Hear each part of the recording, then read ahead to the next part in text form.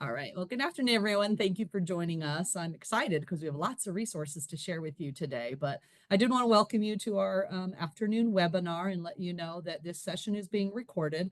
Once the recording is finalized, it will be posted to the same website where you found the link to join us this afternoon.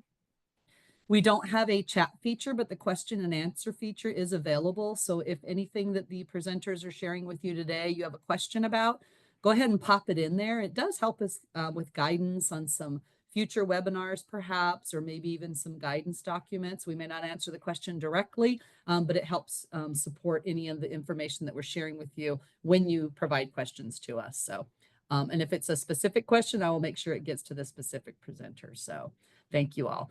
I'm going to go ahead and turn it. We've got Nathan who's going to start us off this afternoon. I'm going to turn it over to you, Nathan. Great, thank you. Good afternoon, everybody. I'm Nathan Pullman. I'm the State Autism Coordinator here at TEA. And so I'm going to show you all today some brand new upcoming resources for autism, some updates to existing resources, and then just some reminders of resources. So on Texas Sped Support, you can navigate to the autism topic page, if it lets me. First things first, we've got the Texas Autism Conference. This conference is open for registration right now. The conference is a hybrid format, so you can register for in-person in Austin, Texas, or register for an online-only conference. It is June 19th through 21st this year. And the in-person option is Region Center 13 in Austin. And then the 21st is a family day where it is free to register for everybody. And the topics are geared toward families. And all of the topics are pre-recorded, translated to Spanish, and available for at least 60 days after the conference date. So that's our conference. You can register on the conference webpage located on TSS. I do want to show you an upcoming resource that will replace an existing one. So if you go to TSS and navigate to the Autism Supplement, you can search for, or if it's actually on the page as well, if you just scroll down. So we have an existing Autism Supplement guidance document, which is a 16-page Commissioner's Rule related to autism rule guidance side-by-side. What we've done with this one is we've created a new resource to replace this one that will hopefully be available in the next few months. This resource on the Autism Supplement will include key points for each of the 11 strategies for consideration related to the rule. It will also have examples of compliant IEP statements and non-compliant IEP statements for each of the 11 strategies. So that is brand new and hopefully can help the field there. We'll also include best practice tips for each of the strategies. And we'll still have this question and answer that we have for each of the 11 strategies in the existing document. You'll see here, we have a question followed by an answer for some clarification and some guidance. We still will have that in the new document, and we'll just have expanded on it slightly. So that is hopefully coming soon. And once again, it will just replace the existing rule guidance side-by-side on the website. So the same link, it'll just be a larger, hopefully more thorough document to assist you all with completion of that requirement in the IEP. Another resource, this one is TBD, we don't have it out yet. It's a transportation resource that we're working on for students with disabilities, including all students with all disabilities. But we have an autism section there as well, and it was spearheaded through the autism subgrant. So that resource will be how to support students with disabilities on the bus for transportation staff. It'll be a PDF guidance document, and hopefully that will come out in the next few months as well. It'll include kind of overviews for transportation staff on the characteristics of different disabilities with some strategies to assist students that have those different disabilities when riding the bus. Let me show you some other ones that we have out and existing. We do have our strategies and action videos. These have been out for a while, but we're adding to them as time goes on here. We just added some new ones, and we are currently in the process of adding, I think, 8 additional ones to this. So this is a collection on Texas Sped Support. Here are kind of our older ones that we have. if you scroll down to the bottom, you'll see a little bit of change in the format. These are our new ones that were recently released. You can see we've got requesting using a device, prompting, labeling.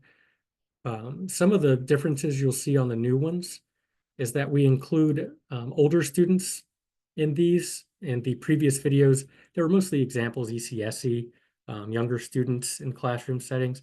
So these are, and I'm just going to press play. I don't know if it will share audio, but if I can just get to the still, so you can see we've got some older students here and these new video resources. So that's our strategies in action. And we will have a few more of those coming out this year as well. Another resource I wanted to highlight that we are making updates to, and I'll share all of these links and make them available for you after the meeting, is the Autism Toolkit. So this is a collection on Texas Sped Support of different tools. I think we have around 40 different tools, and you're probably aware of these already. These have been popular for many years, but we're adding to these tools, and we're also making adjustments and edits to the existing tools to make the guidance a little bit more actionable for folks to take away. So you'll see each of these tools, we have visuals. They'll come with downloadables associated, sections on when to use, tips to use them, how to use them, additional tips. There's a variation section on some of them as well. But we're looking at making these a little bit more uniform in how we've written them, and then expand on some of the guidance so folks can easily take these tools away and apply them with their students in the classroom. And we'll add to those over the years as well. All right, let's see. I also have the updates to the EBP webinars, the evidence-based practice webinars for autism. So this is a collection of courses on Texas Sped Support. Let's see if I can find that.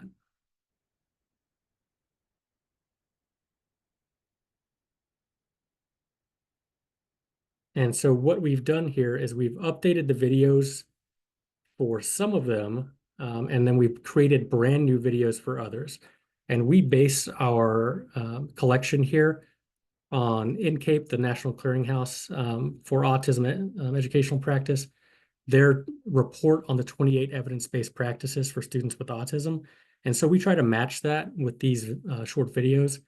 And so, I'm sorry, short courses. And so we've added some additional courses to this based on NCAPE's latest report that came out that identified just a few different EBPs for autism. And we made updates to align with NCAPE on steps for implementation for some of the EBPs that were existing previously. So there are 28 of these, and each one is its own separate course. Each one is about 1.5 hours. And these are also, some of them are included in the Autism Circuit Academy, if you ever join that cohort, which opens in September. And we go through some of these during that cohort. Let me see if I have anything else. The only other additional piece of information I have for you all is related to the Innovative Services for Students with Autism grant. If you're familiar with that grant, it is a 2-year grant that's currently in its second year that will end in 2026 for a group of 10 LEAs. I would just encourage everybody to keep track of the legislative session if you're interested in the future grant there related to LEA programming for autism. That they've already filed a few bills related to that grant. They have not passed yet. They've just been introduced. But I always get questions from LEAs regarding future grants. I would just encourage you all to track the legislative tracker for that, and then look for updates in the spring of 2026 or fall of 2025 in relation to any future grants we might have for that. And Anna, that's all I have for autism. Thank you all. Perfect, Nathan. Thank you for all those updates. And I appreciate you pointing out that there's some older students available, within those videos. That's kind of nice to hear. So I appreciate it, Nathan. Thank you so much. So I think it's a toss up. Lindsay, do you want to go next, or Mandy? I think Lindsay, will start with you maybe. Sure. All right. Hi, everybody. I am Lindsay Kremrine. I'm the Complex Needs Coordinator with our Special Education Technical Assistance Division. So I'm going to give you guys some updates on new and up and coming resources that we have on the Texas Sped Support website. And if you have your phone out, you can use that QR code. It'll get you to the main page of the Texas Sped Support website. And I think that all of these resources, all the links will be available to you guys on the main page following this presentation today. But I just wanted to share for the 24-25 year, we have some new resources that have come out starting around October, and let you guys take a little look at these. We have first our a task analysis form. And so we had seen a need out in the classrooms with our teachers that they were looking for more concrete ways that they could take a look at their task analysis. So what we have here is data collection form that they can use. And we are working right now on a video that will support this task analysis form that will show teachers how they can use it for academic skills as well as functional skills. The videos we're looking to have out in the next 2 months. So just be on the lookout for those. Once we had the task analysis form developed, we realized that another issue that we were seeing a lot is teachers wanting to know how they could collect grades that were meaningful in their classrooms with students with complex needs. So we've developed this sample grading rubric that teachers can use. So it's based on the task analysis form that, that I showed you on the previous slide, but this takes things a little bit further. So educators mostly will find this useful for students who are participating in prerequisite level TEKS. And a lot of the information on the website leading to this grading rubric uses the same verbiage that you might see in the STAL Alternate 2 participation requirements. And it may help as another justification piece when you're looking at those STAR alternate participation requirements. But this, we use all of the same prompt and score codes that you saw on the task analysis form, but additionally, this has a formula at the bottom that you can't see here, but if you go to the website, you'll see that where you can take all of the score codes are related to points, and you can get an academic grade for the grade book for tasks within the classroom. And we have something else that's coming soon that will go along with this, and I'll show you once I show you everything else that we already have up. We have added a student preference survey, and this you can see is good to find things that are reinforcing for our students in the classroom, either for participation in academic tasks or also for communication. And you will notice too with some of the resources that I'm talking about with complex needs, they're not limited to our students with complex access needs. They're good for all of our students. So don't feel like if you're sharing these with your teachers that they only need to go to a certain few. They can go out to all of them, and they can all find them helpful. We also have a family survey. This one is available on the website in both English and Spanish for your teachers to send home to families to gather information that they can use for developing their IEP, and also when they're planning activities within their classroom. This one was long anticipated from many of our ESC trainers and coaches I know, and we've received a lot of feedback from classroom teachers about how helpful this hierarchy of cueing and prompting sheet is. And you might remember it from a similar version from the STAR Alternate 2 from years ago. What we've done is we've updated this with new pictures. We've taken out the STAR Alternate 2 language because this really isn't geared towards assessment, but it's geared towards everyday classroom use. And so we've provided that for our teachers to look at the hierarchy, and we have information for them too. You can see that we're looking at going from least invasive supports and then being able to fade as necessary. Just yesterday, we have 5 data collection forms that went live. And these also, again, are not limited to our students with complex needs. And these were kind of a combination between myself and Nathan and some other people that we got together to look at data collection forms and what we needed to have out there available for teachers, maybe if they're on the run, if we have long-term subs, if we have new paraprofessionals in the classroom, and we just need to be able to pull quick data collection forms. We have these available for them for ABC recording, for frequency recording, trial by trial, duration recording, and then also interval recording. And each one of these, we will have a corresponding show me video that will, they're going to be quick 2 to 3 minute videos that will show what this looks like in the classroom, what it looks like to document on these forms, so we can have our service providers take a look at those real quick and then go to the classroom and they're ready to roll with the data collection. And then finally, up and coming, and this should be, this grading rubric scenario is in the last stages and it should be up on our website within the next few weeks. But this is going back to the grading rubric scenario that I talked to you about at the beginning. And when we were going through the process of putting that together, getting feedback from our ESC trainers and coaches, from teachers in classrooms of students with complex needs. One of the things that we know was going to be a struggle is looking at how we can use that grading rubric for students in your classroom for the same TEK when you have students with that are on multiple, accessing the curriculum through different, I'm sorry, I just lost all of my words, through different access points.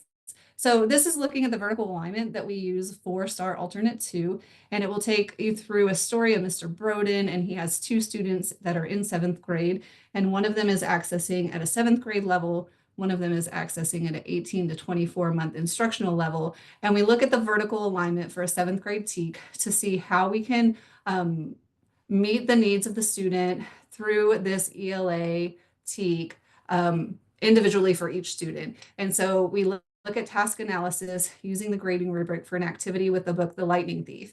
And it's fantastic. As soon as this comes out, it will go to all of our ESC trainers and coaches. We have several that are ready to turn this around to courses to provide training for our teachers. But if you would like to get in touch with them, they would be a great person to talk to about it. You can also reach out to us. And then we will have videos that will follow the grading rubric scenario even further as we move into our upcoming year. And I think from complex needs, Anna, that is all I have. Well, thank you, Lindsay. And that's a lot of updates to resources. Thank you for that reminder too, that these resources are for all students. It's not limited to those with complex needs. So I appreciate you giving us that reminder. So thank you. So we have Mandy and Dawn here to share some more updates with you. I'm going to turn it over to you, Mandy. Okay, great. Thanks. Hi, everyone. My name is Mandy Young. I'm a special education technical assistance manager, and I oversee a grant called the Childline Early to Exit IEP Supports Grant. And I have Dawn Jewell with me. Dawn, would you like to come off mute?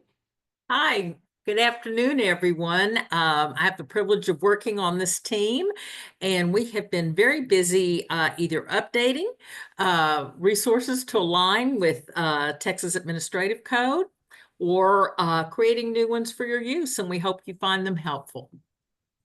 Thanks, Dawn. And I pulled up this Aligned conference because, and is everybody seeing my screen okay, Anna? Can you see it? Yes, Okay, we good. can see it. I just want to, because Nathan talked about the autism conference. It's awesome conference. Please go to the autism conference. I'm also want to shout out this Aligned conference. It is open and can be registered. You can register today. Just look on the Texas Sped Support website that Lindsay shared, that QR code. Thank you, Lindsay. And check out Aligned 2025. You can register here.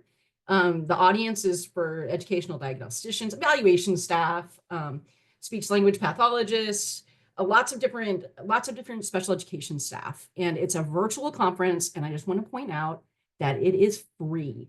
So please check it out. Okay, I'm going to go over to this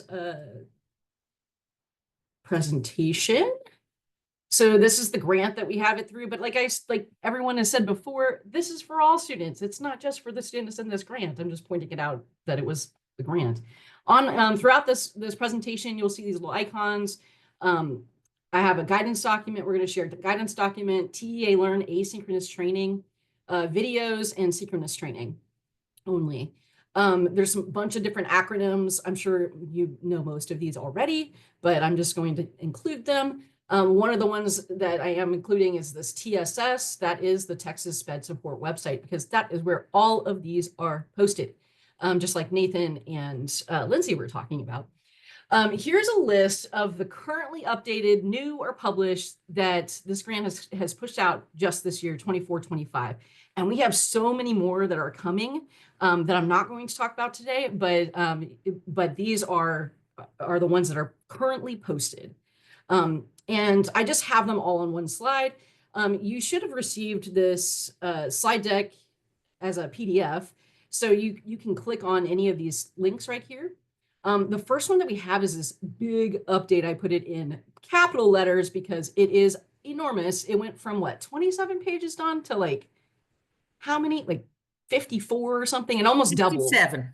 Oh, 57. Yeah, I mean, it just is excellent guidance. And I'm going to just show you really quickly what that looks like on here. Guidance for the comprehensive evaluation of specific learning disabilities. It has the same cover, but like we said, it is much longer. And Dawn and I are actually going to jump on what date, Dawn? I believe it's March 13th. 13th.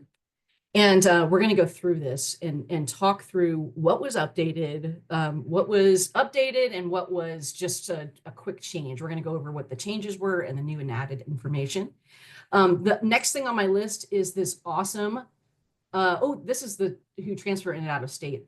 And the next thing on my list was the developmental delay quick guide that is down here. That's what I was thinking about. The students with disabilities who transfer in state and out of state quick guide is brand new as well, and is published on Texas Sped Support. It's an excellent resource for you to go to and check out all of the regulations regarding those procedures for students that are new to the LEA because they transfer from outside or from inside the state of Texas. Another thing that has been updated is the Child Find Duty course. This course is, I think, about an hour and a half credit. Thanks, Donna. And it is on TEA Learn. This link goes straight to the TSS website. And then from there, you can click on the go to course, and it goes to this excellent course that gives you all of that updates for Child Find regulations. And then this one was the one that I was excited about. The developmental delay quick guide and FAQ. We're getting lots of questions about developmental delay. And this one has some pretty good questions on it. So I'm just going to click it because I'm going to show you. But this is the other guidance that we are going to go over on the 13th. So developmental delay and the SLD guide, we're going to talk through. This talks about eligibility definition. It goes through what that is for developmental delay, evaluation procedures, and then also has some really cool, like, frequently asked questions. These are the questions that we are receiving here at TEA, mostly about what is developmental delay and how are we going to navigate for those students with non-categorical. Okay, the next deliverable we have is the special education informed consent module with a quick guide video. So this has both a video camera and a quick guide to it. This again is updated based on the LEDGE changes that happened a couple years ago. We have best practices for conducting a virtual ARD committee meeting. That was a video that was published, and it has some issues about best practices in conducting virtual ARD committee meetings. So that one's a good one. The next guidance is special education referral for initial evaluation quick guide. This was updated in November of 24, and it just summarizes the procedures for receiving special education referrals for initial evaluation to determine if that student has a disability. So it's an excellent resource to review when you're getting those special education referrals for initial evaluation. And then the special education informed consent quick guide, which it's a reminder important for resources for LEAs to consider for obtaining informed consent for evaluation. And we know that you guys have tons of those. So yeah. The next one we have is guidelines when considering initial referral for special education for emergent bilingual students. It's a response form for the student data review guide. This would be excellent for those students that are going through referral process that are EB students. The FIIE timeline and FAQ was also updated this year, as well as the initial referral timeline and FAQ. These two are excellent for when you need to pull it out and talk to a parent about, hey, we're having this ARD right now, and this means that your child's evaluation will be due on X date, and you can kind of talk through these scenarios. The last one on this list is the navigating the SBIEP process for students with dyslexia, synchronous training. So this one is offered only synchronous right now. It is not on TEA Learn. However, if you have people that are interested in taking this, you can do it in face-to-face. And there's a link there that says evaluation contacts on TSS. So when you click on that link, it'll take you to a page. Actually, I'll just show you real quick. It will take you to this page that has all of the statewide contacts for evaluation. And so you can look at whatever region you're in and then find out the person's name, and they have their contact information here. So if you are in region 11, you can contact Amy and have her number in email here and ask her about when can I take this navigating course. That is the way to do it. Let me go back here. Okay. And then we had a ton to update in dyslexia. So Texas Dyslexia Academies were available in person last year. This year they are up, all 6 of them are up on TEA Learn as asynchronous courses. And there's a link to those there. This is part of that requirement for the evaluation when dyslexia is suspected. So in addition to the parent and the team that's qualified under IDEA and that MDT, you have to have at least one member that has specific knowledge regarding the reading process and dyslexia and related disorders. And if they don't hold a licensed dyslexia therapist license or the most advanced dyslexia related certification issued by that association recognized by the State Board of Education, then the third option is that you can take the Texas Dyslexia Academies, or we are very soon coming out with that SLD guide that I shared at the very beginning that Dawn and I are going to go over on the 13th. That will be turned into a TEA Learn course as well. And we hope to have that one come out very, very soon. So please be looking for it. But that person, if they're not an LDT, or if they're not hold the most advanced dyslexia rated certification, they can take the Texas Dyslexia Academies, and as well as that SLD course that's coming out very, very soon. And then also just document that member has training and that current research, and they can serve on the MDT. So that's really important. The next one, I just put all of the links from the TEA Dyslexia and Related Disorders webpage because almost all of these were updated. We updated the handbook. The handbook has an FAQ in it at the end of it. We also have this parent form. What is it? Yeah, Dyslexia and Related Disorders information for parents. That is required by 74.28, which is very easy for you to download and fill out and have for parents about dyslexia. And then the SB IEP process training for teachers TEA Learn course, which is offered asynchronously and synchronously. This is not posted yet. It says new. We're currently adding a case study for SLPs.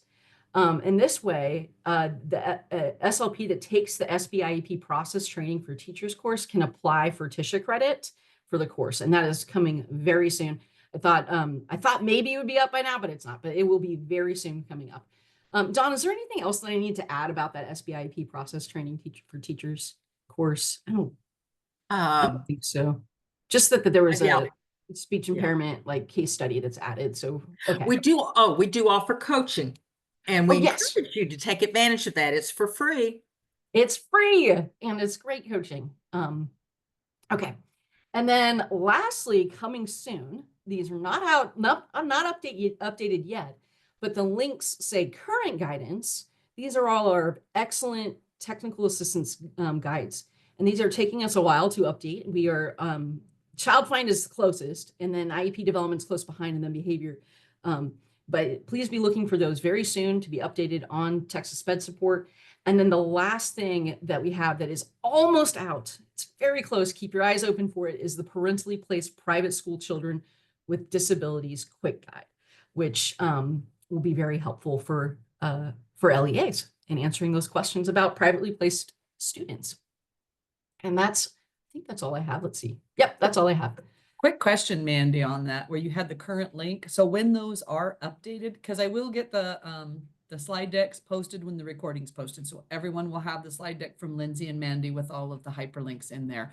But if they go to like the current, where the behavior information is, when it's updated, that same link will be where the updated information is. Correct, Mandy?